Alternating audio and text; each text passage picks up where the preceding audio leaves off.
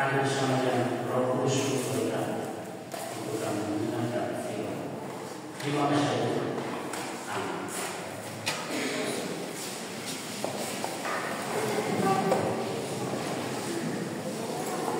Selamat pagi kita semua. Dan tidak lupa saya ucapkan selamat datang juga bagi tamu-tamu kami yang telah hadir di Jemaat Sahabat yang Gelap. Untuk memulaikan pengertian kita, bagai ayat persautan kita terdapat dalam Yakobus 3 ayat 1 sampai 6. Yakobus 3 ayat 1 sampai 6. Jika saudara-saudara sedang membacanya, bisa baca sendiri, kita akan membacanya secara pengertian. Di ayat yang ke-6 kita akan membaca Yakobus 3 ayat 1 sampai 6. Ayat 1. Saudara-saudaraku, janganlah banyak orang di antara kamu mau menjadi guru, sebab kita tahu bahwa sebagai guru kita akan dihakimi menurut ukuran yang lebih berat. Benar?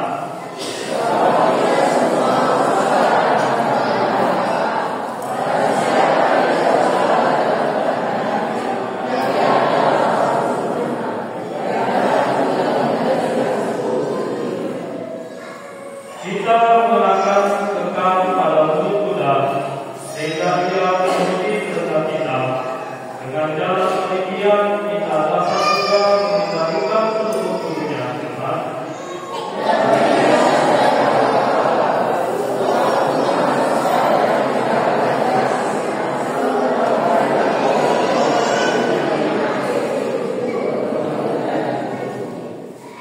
Demikian juga lidah, walaupun suatu anggota dari tubuh, namun dapat memegangkan perkara yang besar. Lihatlah, betapapun kecilnya api, ia dapat membakar hutan yang besar. Kita baca bersama. Lihatlah, api, ia membakar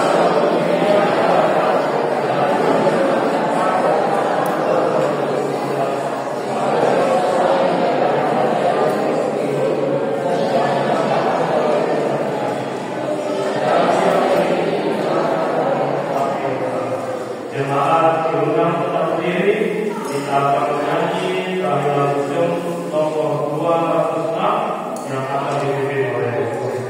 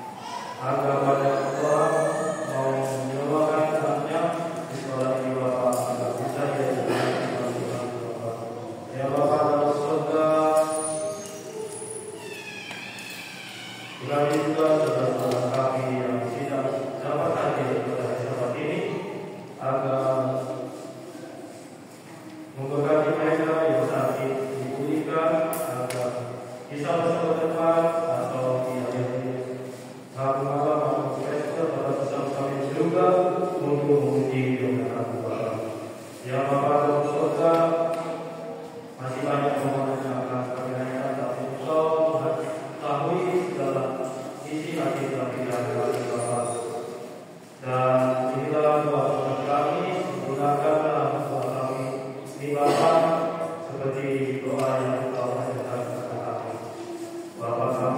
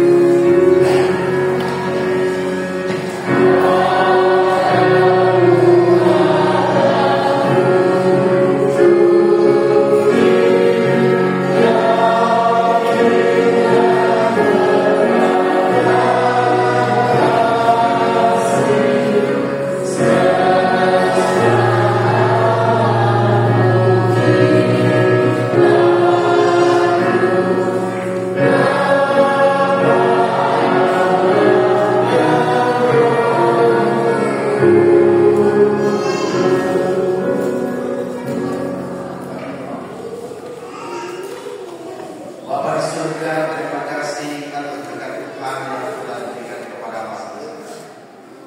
Dan pada saat ini kami telah memberikan kepada Tuhan melalui persembahan. Biarlah persembahan ini kami pergunakan untuk pekerjaan Tuhan yang ada di luar bumi. Biarlah kami senantiasa diberkati.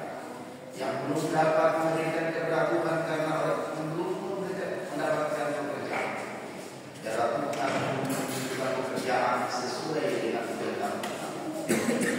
Pada hari Sabat yang akan datang kami sama-sama mengembalikan Tuhan. Terima kasih Tuhan untuk berkat yang Tuhan telah berikan. Berkat kesehatan. Terima kasih Tuhan atas hari Sabat. Kami akan menyerahkan semua ibadah dan Tuhan. Dalam nama Yesus kami sudah berdoa. Amin.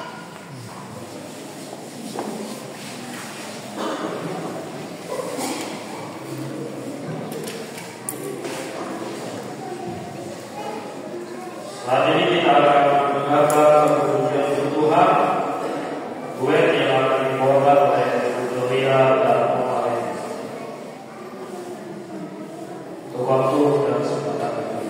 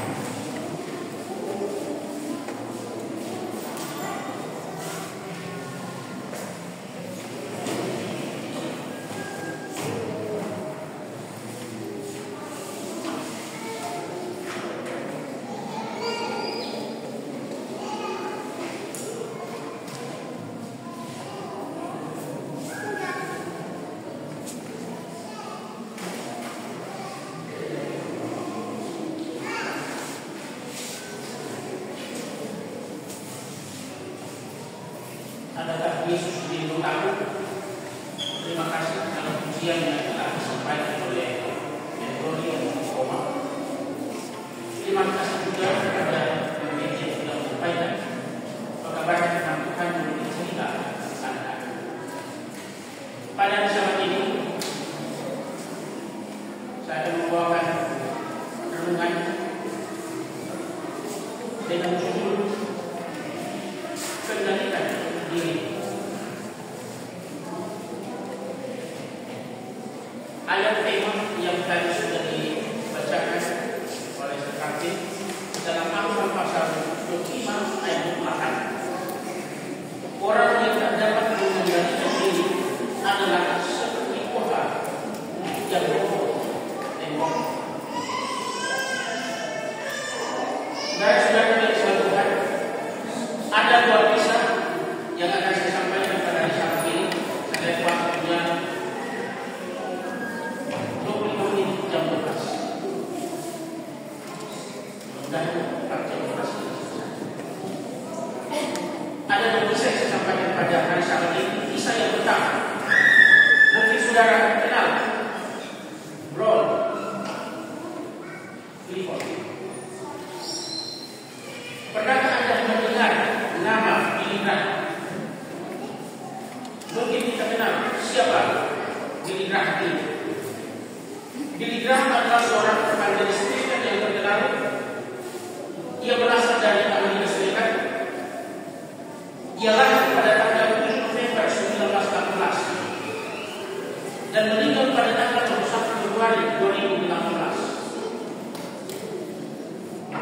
Begitu tadi katanya sekarang kita berdasarkan kalau 1918 Februari 18 berapa tahun? Berarti 100 tahun umur Billy Graham. Kemudian Billy Graham ini dikenal sebagai salah satu tokoh Kristen dan paling terkenal pada abad yang ke-20. Dan Billy Graham juga memulai karirnya sebagai evangelis pada tahun 1980-an dan menjadi terkenal setelah melakukan serangkaian kegiatan evangelis yang berada di Los Angeles pada tahun 1949. Dan dia kemudian mendirikan Billy Graham Ministry Asosiasi pada tahun 1950 dan menjadi organisasi utama kegiatan evangelisasi dalam pelayanan dan bersosial. Kemudian dikatakan bahwa Billy Graham juga dia dikenal oleh karena hubungan dengan para pemimpin politik agama, termasuk Presiden Amerika Serikat. Dan juga dikatakan bahwa dia menjadi sahabat dekat dengan Martin Luther King Jr. dan mendukung perjuangan hak asasi manusia yang ada di Amerika Serikat. Kemudian di dalam hidupnya, Billy Graham banyak menerima banyak penghargaan dan gelar kehormatan, termasuk penghargaan Nobel perdamaian pada tahun 1977. Dan meskipun dia menerima penghargaan, ia terkenal menurut majalah Time pada tahun 2000. Kemudian yang satu lagi, apakah Anda pernah mendengar nama Ron? Kedua-duanya adalah pengkhotbah terkenal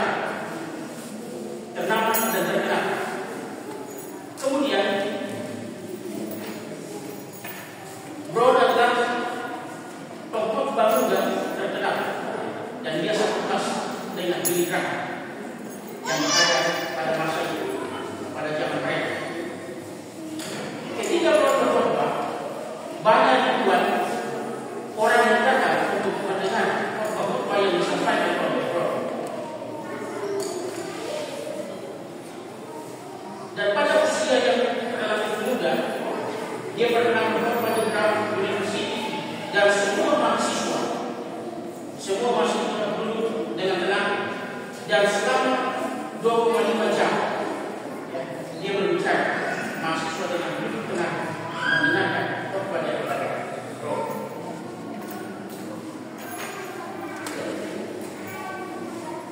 Namun apa yang terjadi kemudian? Untuk Billy Graham, dia tetap menjadi pengkhotbah terkenal. Namun, Roy 10 tahun kemudian dia mati mengenaskan. Dia mati mengenaskan di sebuah rumah kecil. Apa yang terjadi pada Roy? Rupanya dia kecanduan alkohol dan akhirnya jatuh sakit. Roy akhirnya meninggal dunia secara mengenaskan di sebuah rumah kecil dan kemudian ditemukan tanpa ditangisi oleh keluarga. Kehidupan Roy yang hebat dan cantik hancur karena dia tidak dapat mengendalikan diri. Saudara-saudara dan Tuhan, itulah kisah pertama. Kisah yang kedua kita lihat. Ini kisah nyata. Kisah nyata ini terjadi yang benar-benar. Ada seorang putri yang membawa pulang barang kebanggaannya. Kemudian dia meninggalkan rumah tersebut sejenak melakukan kegiatan lain. Anak dan anaknya yang berumur 3 tahun sangat gembira ketika melihat ada truk yang baru. Anaknya ini memukul-mukulkan palu ke truk baru tersebut, dan akibatnya truk yang baru tersebut terkenyot dan catnya gores. Akibatnya pria tersebut berlari mengambil anaknya dan memukul tangan anaknya dengan palu berulang-ulang kali. Dan itu merupakan sebagai hukuman bagi anaknya. Setelah sang ayah telah kembali, dia segera membawa anaknya ke rumah sakit. Walaupun dokter telah mencoba segala usaha untuk menyelamatkan jari daripada anak yang hancur tersebut, tapi dokter gagal. Dan akhirnya dokter memutuskan untuk melakukan amputasi semua jari pada kedua tangan anak kecil tersebut. Ketika anak kecil sadar dan operasi amputasi jari telah biasa dan dibungkus perban, dengan polos dia bertanya, "Papa, aku minta maaf tentang dulu." Kemudian dia bertanya, "Tapi kapan jari-jari akan tumbuh kembali?" Ayahnya menyesal dan menangisi histeris serta meminta maaf kepada anaknya. Namun itu tidak dapat mengembalikan keadaan seperti itu. Jadi anak-anaknya tidak dapat dikembalikan. Akhirnya ayahnya terluka dengan sedih dan dia bunuh diri. Saudara-saudara yang dikasihi dalam Tuhan,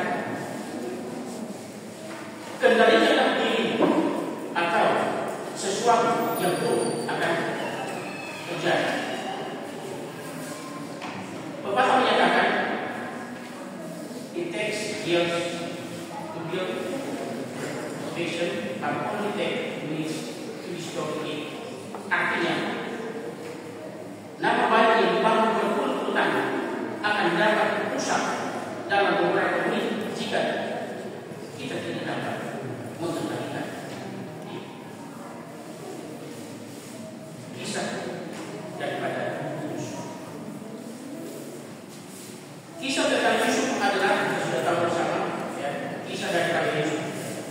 Kisah tentang Yusuf adalah cerita yang baik tentang pengajaran diri. Ketika istri Potifar yang cantik hendak menggodanya, dan dia berhenti menggodanya, tapi dia berhasil mengendalikan dirinya dan menyatakan tidak kepada dosa. Bagaimana mungkin aku dapat menghina Tuhan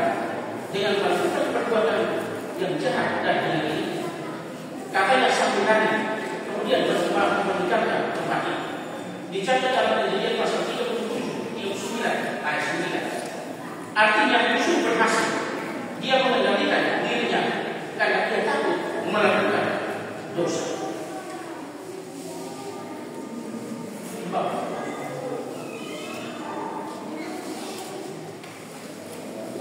Hai anak-anakku, anak-anak yang berada di jemaat sekarang, ketika kita berada di sekolah, dikatakan, hai anak-anakku, jikalau engkau tergoda memontek, ketika ujian katakan tidak, karena sekali lancar memontek, ketika ujian maka selamanya kita tidak dipercaya dan katakan tidak kepada. Hai bapak-bapak, jika ada wanita cantik yang membuatmu tergoda, katakan tidak. Sebab sekali kau menyatakan dia, keluarga dan hidup akan hancur berantakan. Katakan tidak kepada itu. Sekali lagi pada itu, wahai ibu, jika ada lelaki lain yang menggoda, katakan tidak. Atau sesuatu yang buruk akan terjadi kepada katakan tidak kepada bos. Hai anak-anak muda, orang-orang muda, kepada anak muda, jika Anda teman yang menyodorkan rokok atau ganja, narkoba dan judi, katakan tidak pada mereka. Hidupmu harus tetap suci dan lihat di dalam hidup. Katakan tidak kepada dosa. Saudara-saudara yang disampaikan, 3 ayat terakhir saya sampaikan pada saat ini. Yakobus pasal 3 ayat 2 bagian B mengatakan, barang siapa yang dapat mengendalikan hidupnya, ia adalah orang yang sempurna. Saya ulangi ayat ini. Yakobus pasal 3 ayat 2 bagian B menyatakan, barang siapa yang dapat mengendalikan hidupnya, ia adalah sempurna. Mengendalikan hidup melalui kata-kata, perbuatan dan sebagainya adalah sempurna. Kemudian ayat yang kedua, Roma pasal 6 ayat 12 menyatakan, sebab itu hendaklah dosa jangan berkuasa lagi di dalam tubuhmu yang fana, supaya kamu jangan menuruti keinginan. Sebab itu hendaklah dosa jangan berkuasa lagi di dalam tubuhmu yang fana, supaya kamu jangan menuruti segala keinginan dunia yang fana. Dan selanjutnya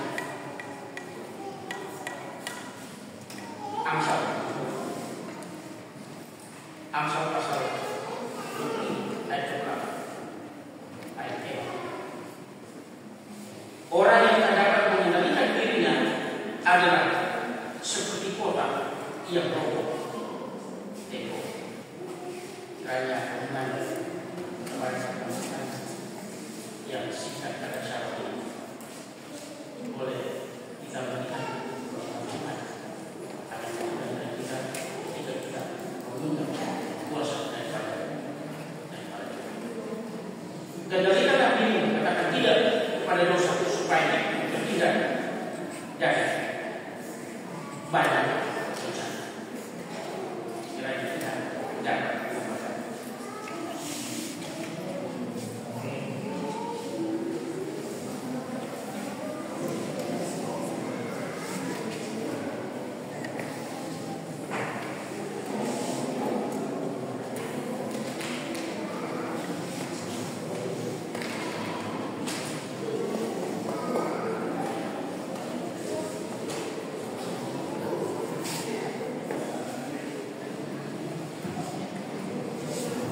Terima kasih untuk firman Tuhan yang sudah dibawakan.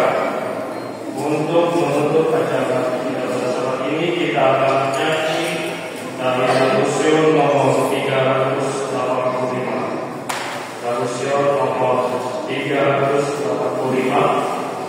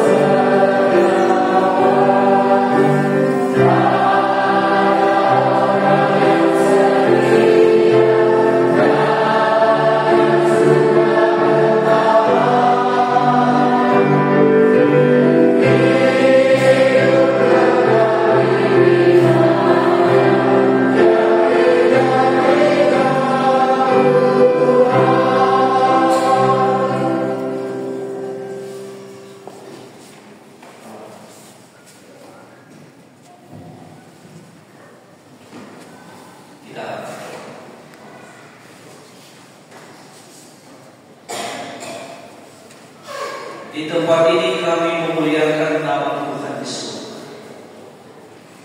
Dan oleh firman-Mu telah berkuasa pada hari ini dalam pikiran kami dan dalam jiwa kami, karena kami telah mendengarkan firman-Mu dengan baik. Kami memohon kepada-Mu bila mana kami membawa dalam diri kami firman Tuhan ini ke tempat kami masing-masing, biarlah itu berkuasa mengendalikan diri kami supaya kami jauh dari dosa. Lalu kemudian hati kami terpaut dengan Kristus dan kami siap melakukan berbagai ketetapan dan aturan-aturan Tuhan dalam hidup kami, karena kami siap bagi kedatangan Tuhan yang kedua kali. Sementara kami menunggu kedatangan itu, kami serahkan hidup kami ke dalam tangan-Mu, supaya Engkau membimbing kami ke jalan yang benar, memakai kami, menggunakan kami di dalam pekerjaan Tuhan di mana saja kami berada. Di tempat kerja kami menjadi saksi bagi Kristus dan menyampaikan pekabaran 3 malaikat yang menjadikan kami murid, memberitakan firman-Mu sesuai dengan pekabaran malaikat ketiga di dalam Wahyu pasal 14, dan menyiapkan umat-umat Allah yang lainnya yang telah Engkau pilih bagi kedatangan Tuhan yang kedua kali. Oh Tuhan kami yang ada di surga, hari ini kami telah menyembah Engkau dalam berbagai hal. Kami menyembah Engkau dalam pujian kami, menyembah Engkau dalam doa kami, bahkan menyembah Engkau dalam persembahan kami. Terkhusus hamba-hamba Tuhan yang mengakui kebesaran dan keagungan telah menyerahkan persembahan dan perpuluhan mereka. Terimalah itu sebagai persembahan yang hidup dan yang berkenan di hadapan surgawi.